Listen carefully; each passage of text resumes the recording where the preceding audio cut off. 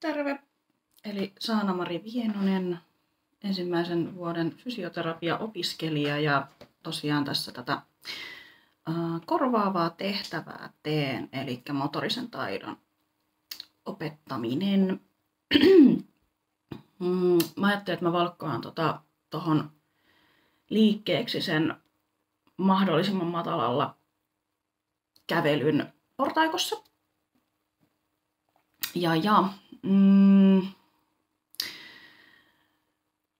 Mä ajattelin, että mä tässä nyt vähän kerron, mitä mä meinaan niin kun lähteä tätä hommaa tekemään. Elikkäs. No, mun mielestä ehkä niin kun ydinkohtia tuossa liikkeessä on kehonhallinta, tasapaino, jalkojen voima ja liikkuvuutta vaatii polvelta, nilkalta, lonkalta.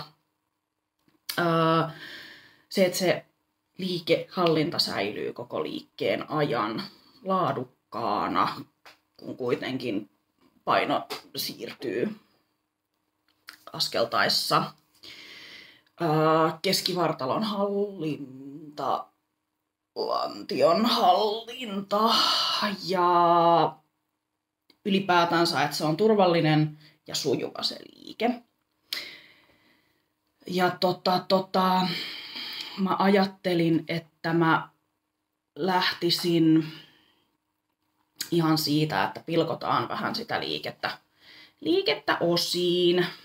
Elikkä niin kun tarkistetaan nyt, no mä jo tiedän, että mun asiakas tulee osaamaan kyykyn, mutta jos olisi niin kuin ihan uusi asiakas, niin varmistaisin, että onnistuu se kyykky ja riittää liikkuvuus siihen, että kantapäät osuu maahan ja polvet menee samaan suuntaan kuin varpaat ja on semmoinen, niin kuin, että ylipäätään se pysyy siinä asennossa. No sitten ylipäätänsä se tasapainon säilyttäminen, kun mennään portaisiin, niin sehän on haastavaa. Niin varmaan ensin tasamaalla kokeillaan. Ja sitten lähdetään kehittämään sitten pikkuhiljaa sitä eteenpäin liikkumista ja sitten kun se onnistuu turvallisesti, niin sitten siirrytään sinne portaisiin. Tälleen mä vähän niin kuin sen ajattelin. Millaisia ohjausmenetelmiä mä meinaan käyttää ja miten mä ohjaan verbaalisesti. No, ainakin mä olen aina ollut taitava puhumaan, niin sanallisia ohjeita tulee varmasti. Mä myös tykkään koskea. Käyn niin kun antamassa kosketusohjeita. Mun pitää vaan miettiä, että miten mä saan kuvattua, että pystynkö mä käydä koskettamassa. Ja sitten mä yleensä näytän. Eli justiinsa korjaavia ohjeistuksia esimerkiksi, että paino piste keskelle tai älä mene noin nopeasti, että ota ihan oma aika tai pysy matalana tai pylly alas tai pylly vähän ylemmäs tai jotain niin kuin tämmöisiä, tämän tyyppisiä ohjeita sieltä varmasti tulee. Ja sitten millaista palautetta mä annan ja miten mä annan. No mä tykkään mennä positiivisen kautta ja kannustaa koko aika. Ja vähän, jos tuntuu siltä, että menee yliajattelun puolelle, niin sitten yritetään vähän tuoda niin kun, vaikka tyyliin joku muu tällainen, että tykkäät sä mansikoista tai jotain muuta tällaista ajattelua, että se ei niin kun koko aika junnaa siellä yliajattelun puolella, että siitä tulee siitä liikkeestä sellainen niin kun rento ja normaali. Eli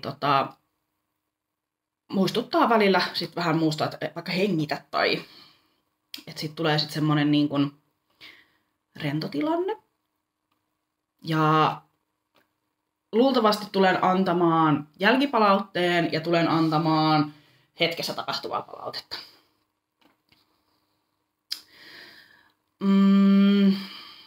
Sitten se lopullinen video, minkä mä tulen kuvaamaan, niin mä yritän saada silleen, että mä näytän mallisuorituksen. Sitten sen jälkeen mä ohjaan suullisesti ja käyn koskettamassa. Ja sitten jätän koko aika sitä puhetta vähän vähemmälle ja sitten hän saa loppujen lopuksi suoriutua siitä itse. Joo. Tässä on nyt tää alkusuunnitelma, mitä mä olin ajatellut. Tästä videosta tulee näköjään aika pitkä. Mä varmaan loppuun vielä sitten erikseen pohdinnan. Mä oon tässä vasta lähdössä asiakkaan luokkeen. Mä halusin saada ajatukset kasaan, niin sen takia tein tällaisen alkupriippauksen. Katsotaan, mitä tästä tulee.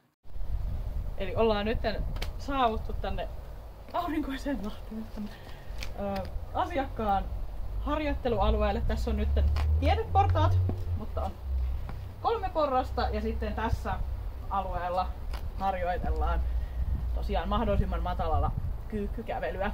Ja aloitetaan, mun asiakas tällä hetkellä kuvaa tätä videota, että hän on siellä kameran takana. Ja tosiaan aloitetaan kognitiivisella suullisella ohjeistuksella. Mä näytän sulle nyt Saila, että mitä mä haluan, että sä teet. Eli lähdetään ihan siitä, että aloitetaan, että pääset niin kuin kyykkyyn ja kantapäät maassa, polvet eteenpäin, hyvä tasapaino. Ja sitten täältä olisi mahdollisimman matalana tarkoitus päästä eteenpäin sulavaliikkeisesti. Niin pääset tätä nyt harjoittelemaan. Okei, nyt sä voit kokeilla tosiaan sitä, että joo, hienosti. Pysyykö tasapaino? Just noin. Voit vähän nostaa pyllyä ylemmäs, niin sun on helpompi liikkua. Just näin. Jes, hyvä. Sitten voit nousta ylös. Tuu uudestaan vielä sama pätkä. Ja nyt ajattele sellaista niin kuin sulavaliikkeisyyttä enemmän. Eli nyt me tiedetään, että sä pääset kyykkyyn. Niin ajattele silleen, että sä vähän niin kuin hiipisit eteenpäin silleen sulavasti. Just näin, just näin. Hyvä, pysähdy siihen. Seuraavaksi siirrytään assosiatiiviseen vaiheeseen.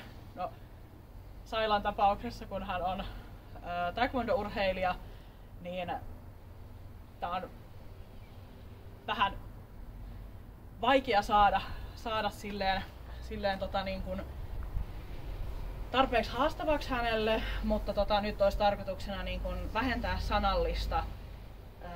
sanallista ohjeistusta ja liittyy niin kuin enemmän nyt siihen asennon hakemiseen ja siihen ergonomiseen liikkumiseen. Yes. Mä yritän nyt, että mä en blokkaa tuota kameraa. Mutta joo, meepä taas kyykkyyn. Ja nyt mietitään vähän enemmän sitä polven linjautumista. Elikkä sulla nyt tulee tosi nätisti itse asiassa polvivarvaslinja. Mutta jos me ajatellaan, että meidän tavoitteena on päästä portaisiin, niin sä et voi ihan noin alhaalla olla. Niin yritetään saada vielä enemmän silleen, että sä toisit niin kuin pyllyä vähän ylemmäs. Ja just näin. Ja sit yritä säilyttää siinä se tasapaino. Ja sit liikkuu niin kuin tänne päin. Mitäs sitten peruuttaminen?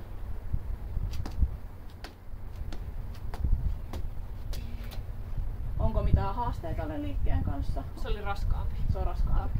Joo. Mun mielestä tässä nyt, kun tää sulla onnistuu näin hyvin, ja mun ei tarvitse vääntää se on mikään oikeisiin asentoihin, niin voidaan siirtyä sit siihen viimeiseen vaiheeseen. Yes.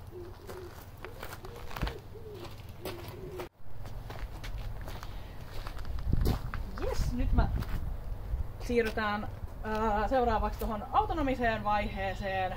Eli nyt kun ollaan todistettu, että kyykkykävely onnistuu, niin nyt otetaan sitten tämä porrasvaihe. Tuut itse asiassa tänne portaiden alapäähän ja mä menen tonne kameran taakke, mutta nyt mä haluan, että sä näytät soveltavasti, miten sä kulkisit tuolla äskeisellä ohjeistuksella portaat kyykkykävelyllä mahdollisimman sulavasti ylös ja sitten portaat alas. Mä hyppään tänne kameran taakke, niin mä saan sut kokonaan. Saat suorittaa, ole hyvä. Yes. Sitten pääsetkö alas vielä? Hyvä. Kokeile vielä kerran sille, että saisit vähän sellaista niin kuin, nyt sä vähän tömähdät sieltä niin kuin hanurilla alas. Et yritä vielä säilyttää se semmonen bounce siinä, että vähän pehmeämmin. Just näin. Hyvä. Ja alas vielä samalla. Hieno. Sitten mä äsken pyysin sua etsimään jonkun sellaiseen rytmikkään biisin. Mä laitan tän sen verran kovalle, että sä kuulet tän. Nyt meet tähän rytmiin noi portaat. Okei. Portaat ylös. Kuulet sä? Joo. Yes.